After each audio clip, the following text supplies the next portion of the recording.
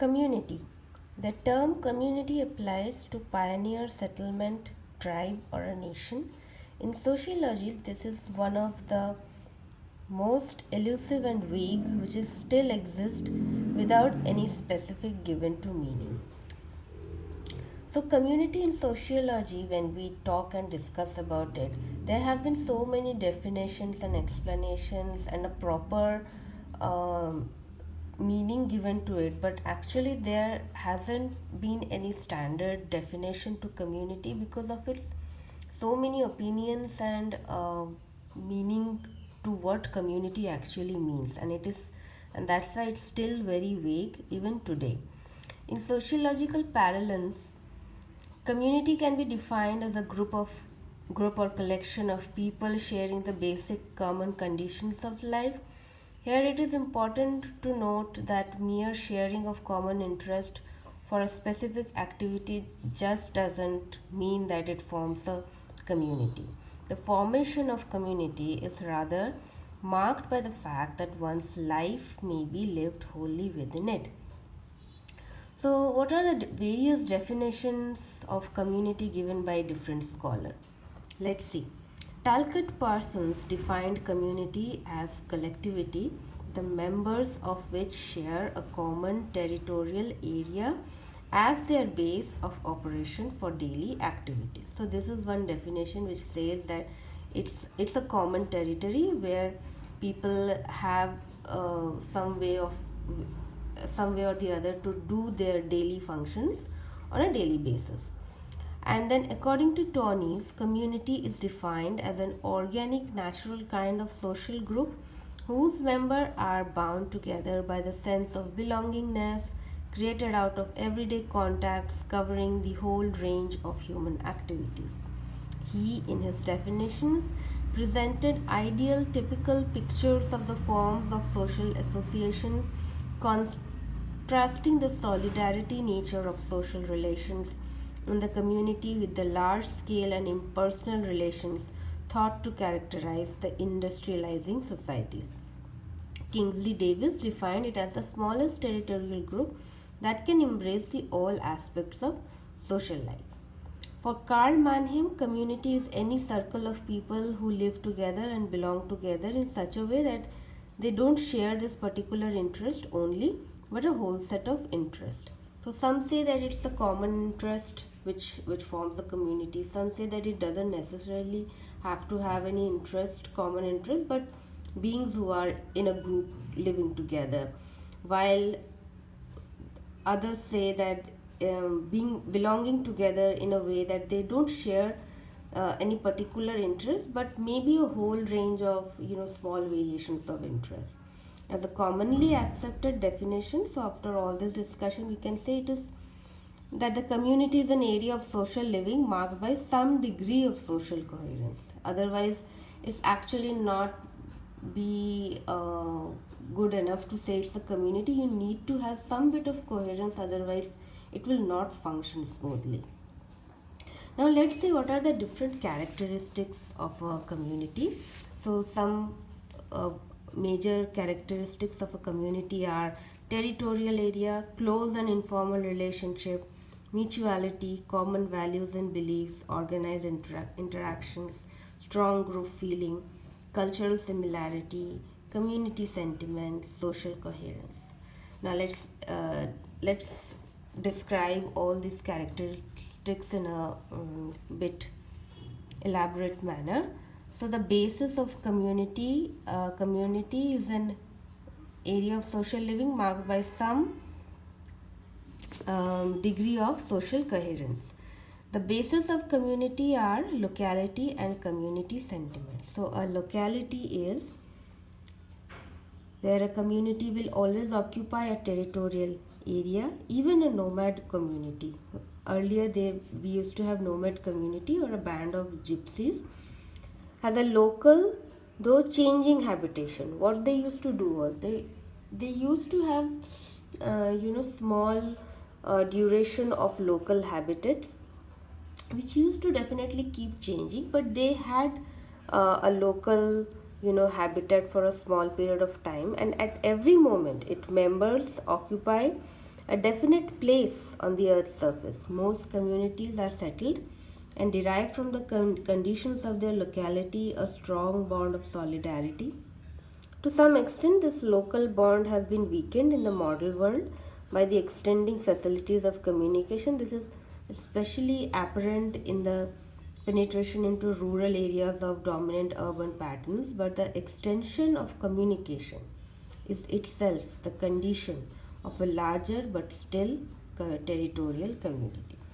The importance of the conception of community is in large measure that it underscores the relation between social coherence and the geographical area. This relation is easily revealed in such example of as an Eskimo village or a frontier town or the semi-isolated communities of French Quebec. Whatever modifications in the relation of social bonds and territorial abode have been introduced by the civilization, yet the basic character of locality as a social classifier has never been transcended.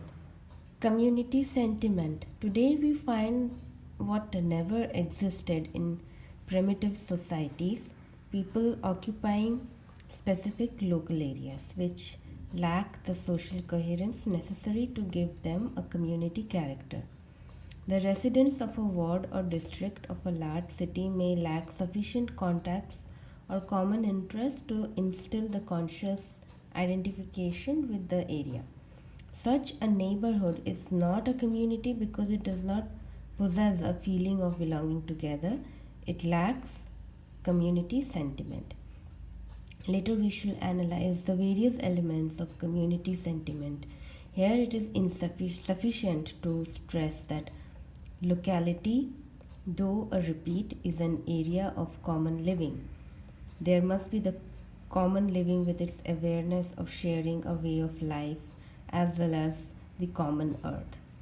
So, earlier, when it used to be a nomadic life, it was not very common of people to settle down at one place for a long period of time and use the resources, which again has to be shared. So when a when a community is being settled for a long period of time, which is going to be the future scenario, then what is first needed for that community to thrive is to have a community sentiment. Otherwise, if there is a lack of sentiment, then thriving for that community for a long period of time would not be that easy. Understand that how civilization has changed over the years, and its nature and its components have changed over the years, and the spread of civilization, how has affected the world community. The wholly self contained community belongs to the primitive world. In the modern world, the nearest approach to it is found in the huge nation community included within the frontiers of a single state. This has been especially the case when the state has sought to coordinate the whole national life as did National Socialist Germany, or when, as in Soviet Russia, it establishes a form of economy very different from that most of the other nations. But Nazi Germany was never self sufficient, nor is the USSR, as American exporters of heavy machinery mill destiny. Modern civilization, we know, unleashes forces which break down the self containedness of communities, great or small. These forces are partly technological, such as the improvement of the means of communication and transportation, partly economic, such as the demand for markets and for wider areas of economic exchange necessitated by the new process of industrial production, and partly cultural, since the thought and art and science of one country are whatever the temporary barriers of ideological and political construction, inevitably carried on the wings of civilization to others. In the face of these forces, there are no national secrets, atomic or otherwise, of permanent duration. Economy is the lifeline of any society. Economic social institutions are necessary for making the provisions of goods and providing securities for future human needs. It can be said in this context that the goods produced are the means for the satisfaction of human wants. The commonly found economic institutions are property, occupation, contract, market, and money. Although they vary in forms, but their essence remains the same. Then comes religion is the belief in the authority and power of some supernatural. It usually is an unempirical entity. However, the experiences suggest that it plays a very important role in the maintenance of social order. It also has a significant impact on the individual's behavior. Institutions and associations, when men create associations, they must also create rules and procedures for the dispatch of the common business and for the regulation of the members to one another. Such forms are distinctively institutions. Every association has, with respect to its particular interest, its characteristics institution. The church, example, has its particular sacraments, its modes of worship, its rituals. The family has marriage, that is the institution of the mating relationship. It has the home, the family meal, and so forth. The state has its own peculiar institutions such as the representative government and legislative procedures. We belong to associations but not to institutions. Sometimes the confusion arises between institution and association because the same term in a different reference may mean either one or the other. There is difficulty in deciding according to our definition that the church is an association and communication an institution, that the trade union is an association and collective bargaining an institution, that the family is an institution, that family is an association, and monogamy and institution. So, institutions and the community. It should be observed that there are institutions established by communities as well as those that associations set up, such as festivals, ceremonies, expressions of important occasions, mode of recreation and amusement. Considered in our own urbanized society, the quiet, systemized procedures that have been established for dating or the everywhere recognized practice of movie going and radio listening. These forms of procedure, to be sure, are frequently part of the practices of associational group, but they were neither established by association nor characteristically confined to them. So, whether you go to a movie, whether you celebrate a particular festival, is only a part of the association, but something which we are not obligated to do. But an institution is something which is larger than the association which we form and is somewhat necessary for the order in for the social order to be maintained. So those two are different terms and should not be confused in order for the to understand it better.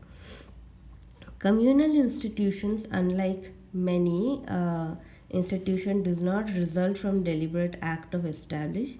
They are, to use Sumner's well-known destination, crescent rather than enacted communal institutions gradually attain social recognition. They grow into establishment.